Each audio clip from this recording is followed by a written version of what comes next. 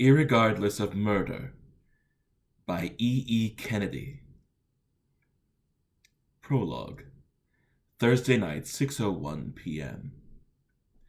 Marguerite Lebeau painfully suppressed a sneeze and watched the library's copy machine spit sheets into a neat stack. Her eyes were dry and scratchy. There was a relentless tickle in her nose, and an encore explosion was inevitable. Definitely time for another allergy capsule. She squinted across the tiny room. There was just a little light coming from the stacks through the half-opened door. This place did double duty as a cloakroom. The staff's outerwear hung on pegs along the wall above a narrow bench with galoshes crammed underneath. On the floor next to the bench stood a tiny refrigerator. A new, roomier library building had been promised for several years now, but in the meantime, the staff made do. Somewhere under all those coats was Marguerite's purse. Another tickle, and reflexive intake of breath. She fumbled in her pocket and pulled out a tissue, just in time to catch the sneeze.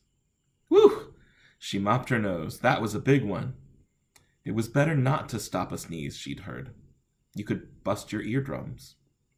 She patted the coats along the wall, feeling for the familiar leather lump that held her essentials. Here was Mrs. Ingersoll's coat. She could smell the Estee Lauder Youth Dew, even with her stuffed nose. And this squeaky parka that reeked of cigarette smoke had to be Brenda's. That girl was a chimney, but... Marguerite smiled. He smoked. Lately she'd come to love the smell of cigarette smoke. He was truly wonderful, just as she'd always dreamed. And so handsome. Meet me at the restaurant, he'd whispered just now, and headed out the door. Marguerite's eyebrows came together in a small frown, then lifted and relaxed. Mom was a problem, of course, but she'd come around. With God's help, everything would be all right. Father Anthony had said so himself. She resumed her search. Ah, here it was. She plunged her hand in the bag and pulled out a small prescription bottle to examine the contents in the dim light. Only 4, maybe 5 left. She'd have to get the prescription refilled. The hum of the copy machine had stopped. Her task here was done. Ms. Ingersoll wanted those copies right away. Marguerite stood irresolute, medicine bottle in hand, while another sneeze began to rise behind her sinuses. Go ahead, she told herself. Swallow the thing and get going. But she couldn't, not without water. She looked down at the tiny brown box of a refrigerator. She'd long ago consumed the contents of her own lunch sack and thermos, but there was bound to be something else in there she could borrow. Heck, it wouldn't be the first time she'd done something a little questionable in a good cause. Marguerite grimaced as she fumbled around in the refrigerator. She'd hate for Mom to find out what she'd done lately, at least not right away. But soon everybody would understand, when the time was right, and she herself would be a hero. And UDJ would be in trouble big time. Here it was, a bottle of Brenda's Avion. She pays a fortune for that stuff, and it comes in such small bottles. Hey, she thought, shrugging and unscrewing the cap, I'll bring her another bottle tomorrow. Placing the large capsule on the back of her tongue, Marguerite upended the bottle and drained the contents. Then she closed the refrigerator and dropped the empty bottle into the waste paper basket next to the copier. Marguerite sneezed again as she replaced the medicine bottle in her purse. She'd sure picked up some great place to work.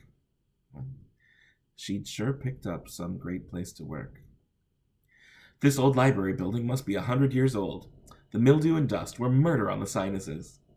It'll take a little time for the medicine to kick in, she reminded herself, sniffing as she gathered the stack of copies. This allergy was a beast, all right. She felt really lousy. Really, really lousy.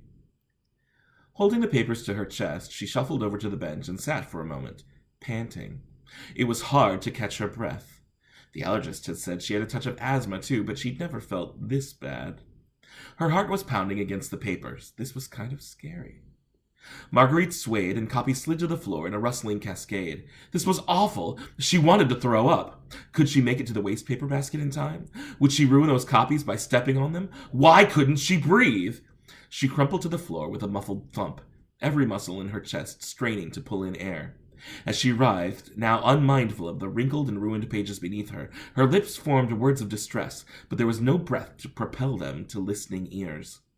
To Marguerite, it seemed a long time, but it was only another agonizing 90 seconds before she lost consciousness.